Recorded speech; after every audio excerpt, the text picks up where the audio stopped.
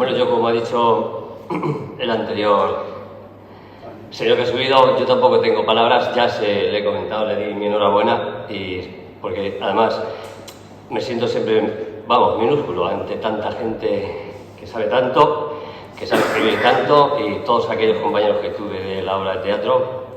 En fin, que es un placer para mí poder hoy aportar mi grano de arena y felicitar otra vez al señor Alcalde.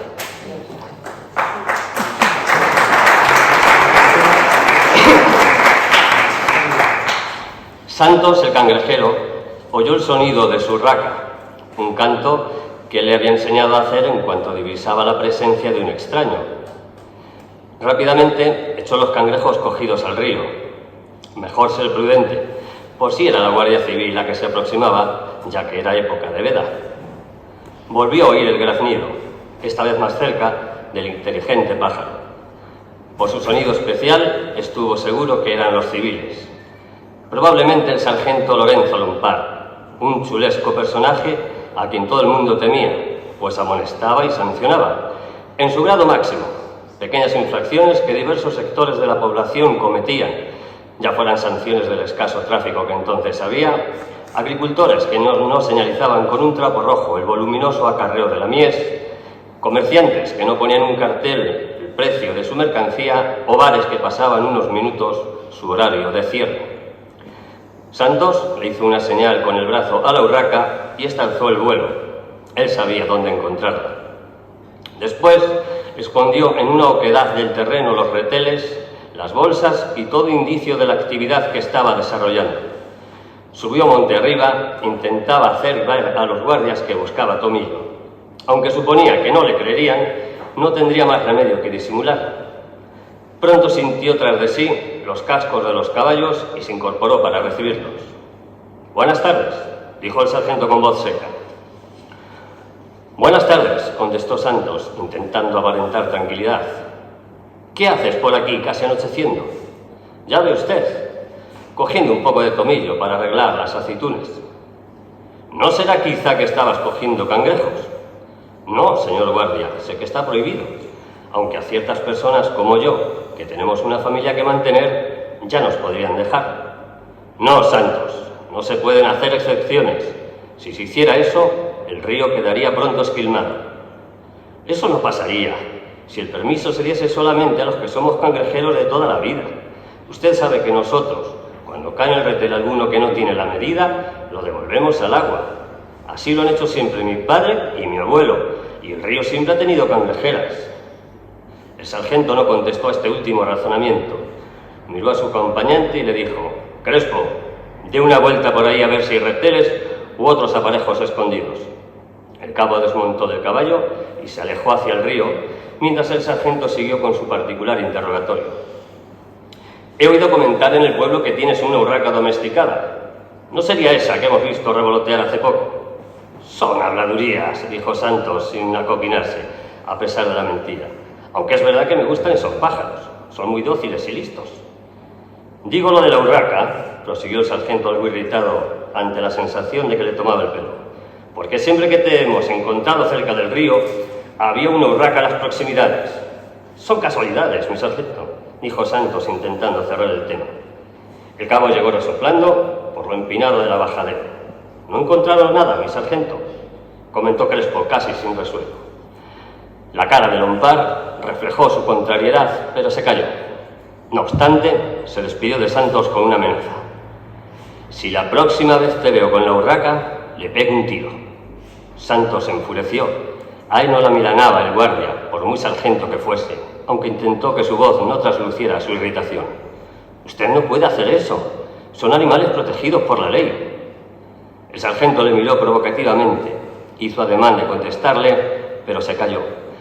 Tiró bruscamente de las riendas de su caballo y dio media vuelta. Santos se dirigió al pueblo, aunque antes se pasó por la encina donde Sicilia, su urraca, tenía el nido. Al oírlo llegar, bajó del árbol, se posó en el suelo y miró hacia arriba, inquieta y dando saltitos, esperando la comida de su amigo. Cuando acabó de comer, Sicilia se tranquilizó. Miraba a Santos, que se había sentado en una piedra, y este comenzó a hablarle a la urraca como si el ave le entendiera. «Sicilia, ten cuidado con los civiles. El sargento te la tiene jurada y temo por tu vida. Cuando los veas, aléjate de ellos lo más posible. La urraca dio un graznido, Santos chasqueó los dedos y el ave se posó encima de su pierna, dejándose acariciar. Después echó a volar. En varias ocasiones más se repitió la escena del río. A Santos no había manera de cogerlo con las manos en la masa. Lleno de suspicacia, el sargento le encargó al cabo que averiguara, con la mayor discreción posible, el lugar donde tenía el nido. Descubierta la encina, se apostaron ambos durante la noche en un lugar adecuado. Cuando la urraca homenajeaba el amanecer de la mejor manera que sabía, recibió una descarga de fusilería que la mató. Cuando Santos descubrió el cuerpo tiroteado de su amiga, primero sintió una gran tristeza y después un gran acaloro, de manera que el primer pensamiento que tuvo fue dirigirse al cuartel de la Guardia Civil para enfrentarse al sargento y luego ir a Licona a denunciarlo, pero pronto desechó ambos propósitos. No tenía pruebas e incluso podría ser acusado de falso testimonio. Intentó no abismarse en su cólera, sino decidir qué podría hacer el sargento, un pelabrevas que solo sabía hacer daño, para que pagase su culpa. Volvió al pueblo. La alegría ambiental de las fiestas patronales contrastaba con su estado de ánimo. Se lo comentó a su mujer y ella le dijo que se reuniera con los otros cangrejeros de la comarca, a ver qué le aconsejaban, ya que todos estaban afectados por el mismo problema relacionado con la pesca. En la reunión que tuvieron, alguien dijo que el sargento había tomado la costumbre de bañarse desnudo al atardecer en una de las tablas que se formaban en el paraje de Tres Cantos. Ahí vieron la ocasión propicia de vengarse. Decidieron quitarle la ropa sin que él lo notara, pero tendría que ser alguien ajeno a ellos, para eludir la investigación posterior. Uno de los cangrejeros sugirió el nombre del Mañas, un atrevido joven de un pueblo cercano que por dinero haría ese trabajo. Investigaron horarios de salida y regreso del sargento y cuando tuvieron todos los datos lo avisaron. El joven aceptó y quedaron en que al día siguiente cumpliría su trabajo. Cuando Lompar se estaba bañando, ajeno a lo que se tramaba contra él, el Mañas, cazador nato, estudió la dirección del viento para no ser olfateado por el caballo y se aproximó a él sigiloso como una serpiente. Descubrió que la ropa estaba encima de la silla. El equino, al sentir una presencia extraña, relinchó un poco, pero el Mañas, que entendía de caballos, le susurró tranquilizándole, dándole un poco de cebada que llevaba preparada. Lo cogió de la brida y se lo llevó dócilmente. El bañista, con el chapoteo del agua, no había oído nada. Ni la ropa ni el fusil del sargento aparecieron nunca más, pues el Mañas, con una pequeña azadilla que le dieron los cangrejeros, lo enterró todo, utensilio incluido, y volvió a su pueblo, por senderos no transitados en el mismo caballo del sargento, aunque lo abandonó antes de llegar. Cuando el sargento salió del agua, no se podía creer que hubieran desaparecido juntos la ropa y su caballo. Dio varias vueltas por los alrededores llamándolo, pero fue inútil. Pronto se percató de la jugarreta que le habían hecho. A pie tardaría varias horas en llegar al pueblo. Pensó en Santos, aunque había otros muchos que también le tenían inquina. Procuraría pedir una camisa y unos pantalones prestados. Ahora el problema era llegar al cuartel, donde tenía su casa, por ser el comandante de puesto. Lo malo era que estaba situado casi en el centro del pueblo y habría gente por todos sitios. Para agravar la situación, le apremiaba estar allí cuanto antes porque el jefe de línea le había avisado el día anterior que con motivo de las fiestas le haría una visita.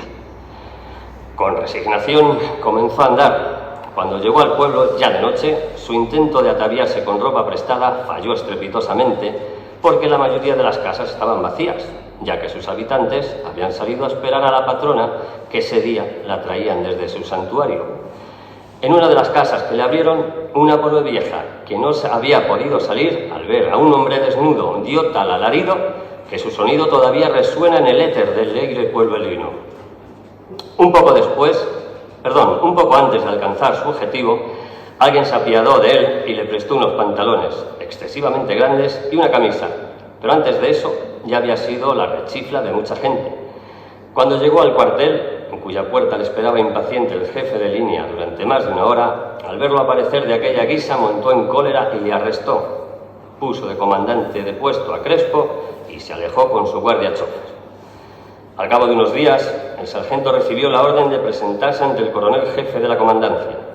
Este le comunicó que por abandono del servicio, pérdida del fusil y escándalo público, le degradaban a la condición de número y le trasladaban a una provincia gallega. Aceptaba eso como mal menor o era expulsado del pueblo. Lorenzo Lompar aceptó el castigo y tuvo tiempo de meditar sobre la conducta que había tenido para con los habitantes de aquel pueblo manchego.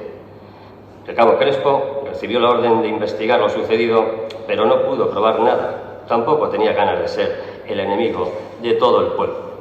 Santos, que estuvo muy al tanto del proceso seguido contra el sargento, reinició el amaestramiento de otra urraca y los cangrejeros siguieron con sus costumbres ancestrales sin que el río quedara perjudicado por su actividad. Gracias.